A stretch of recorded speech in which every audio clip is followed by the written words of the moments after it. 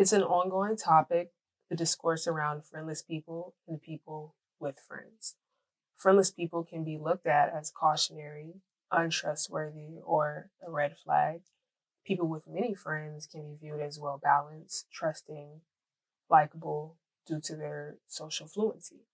I won't argue that friendless people may struggle with social skills, be unlikable by not fitting into norms, or may be hard to coexist with due to the mishandling and sabotage of their relationships, little self reflection causing isolation. And some people with friends are naturally successful with relationships, connections, and adapting to others, creating a very charming and attractive aura, keeping them surrounded by company and social approval. When it comes to both statements, they can be true or the complete opposite. I'd like to focus on why I'm currently friendless due to me opting out of maintaining old or new connections, since that is truly the one perspective I can speak on based on experience. What exactly were we doing together? As someone who has experienced various friendships and gotten to know women as a young adult and into my late 20s, I can count maybe two people that felt like a genuine friend. Blame me for being aloof or ignorant to who I had around me. Blame my neurodivergent mind. But most people that attempted to befriend me were usually distractions disguised as connection, care, and company. Not to mention some of the unspoken expectations for me to keep up with. This isn't to shame the people of my past for being human, wanting connection and companionship. I'm also not excluded from having some of the same traits as them or having poor boundaries that needed strengthening. And this doesn't mean I didn't find enjoyment in those relationships. But I am calling a lot, not all friendships for what they are: distractions, placeholders until people find a romantic interest, nosy people keeping tabs, studying you, or wanting access to you. Not always sinister, but not always as sincere as you'd like to think. People as distractions can look like all the right things on paper. Long phone calls and hangouts that bring you closer, gifts, checkups, party invitations, fun outings, words of affirmation, flattery, whatever gives a sense of intimacy, feeling seen and important. People still know how to keep you hooked. Sometimes it's very unconscious because they're just doing what they know or been taught. It can be hard to see through or break away from someone that is great at this kind of social game if you still have a desire or void for connection, validation, and love. Spending time around these friends was a lot easier when I was younger and didn't know what I wanted out of life yet. I was simply existing, having fun, making my 20-something-year-old mistakes. It didn't feel as odd as it does now that I'm older with more direction and wisdom to see that a lot of the people that I engaged with back then were trying to use me to fill a void or as a soundboard, tell me all their business or their friends' business. Some were physically attracted to me or just wanted company while going out. Some wanted to study me and some hated me. Some wanted me to feed their delusion back to them.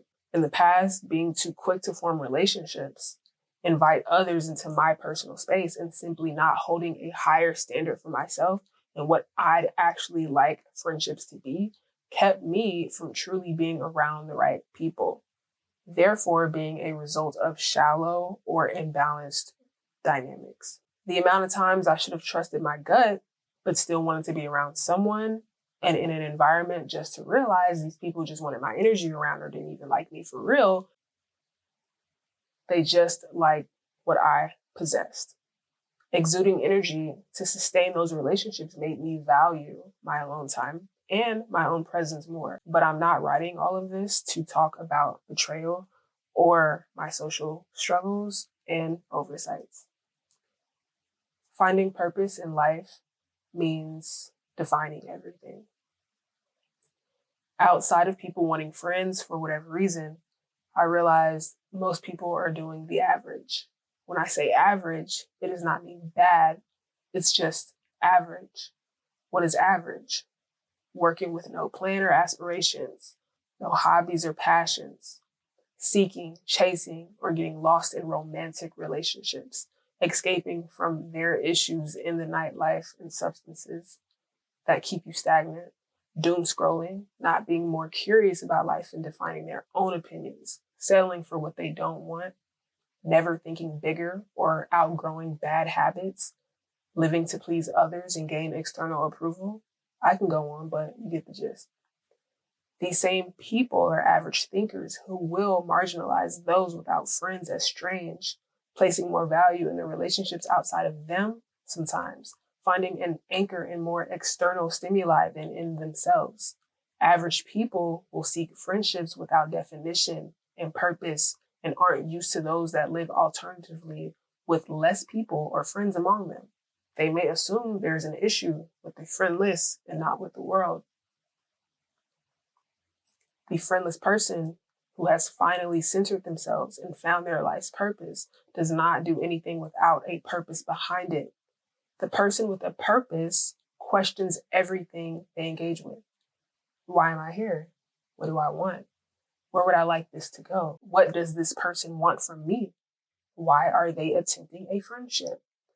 This thinking is a natural embedded consciousness now, moving with intention and steadiness.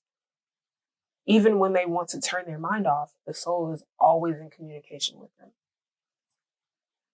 Of course, I still desire friends and companionship. I'm very much open to new relationships because they've always been a catalyst for growth, being in touch with reality, and I simply love being around women I can relate to. But when you have a changed mindset and lifestyle, you change the company you keep too. With the specific life journey and purpose that I've submitted to, it is harder to casually be around anybody. I can adapt in the moment, put in effort to connect with small talk and more. However, if it requires performance, suppression of the real me, or is based in opportunities and chasing something for profit, it will never feel like a real connection. No depth, no desire to understand or be understood. No real weight or confrontation, no stimulation, no closeness. I believe some people who've never experienced months without companionship or exercise being more of themselves in their social groups or simply follow norms all the time could be missing out on a chance to get to know themselves a little more than they already do.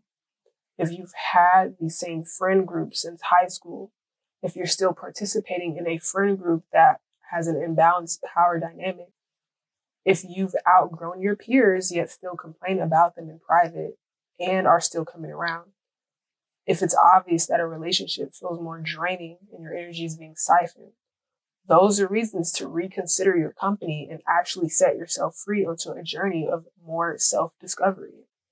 Community is what you make it. The truth is, I absolutely need community.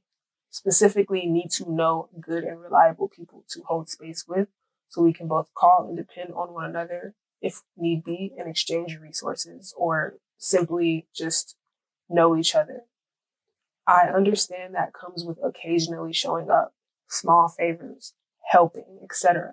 But the way I look at it is I have control of who's in my community. So by the time I'm in a giving position, I already decided I like the individuals I engaged with and have clear boundaries. So I don't feel weird or quote unquote inconvenienced when doing anything for them. Moving forward, I understand the importance of having good friends and I won't decline the invitation if I can sense it's based in a real connection. But I've learned what not to do, not to move too fast, allow true character to show, maintain a healthy distance and dynamic, and still make an effort. I do believe there is a future version of me with a handful of friends in my community that I share resonance with in a beautiful, trusting relationship. I truly do love being social, getting to know others and finding activities to do with people I enjoy. And I believe with the standards and awareness and wisdom I have, I'll create strong, long-lasting connections. My community can also be built from who I interact with locally and the places that I frequent. Side note, being social is important for your well-being. And just because I don't have really intimate relationships at the moment does not mean I'm lonely.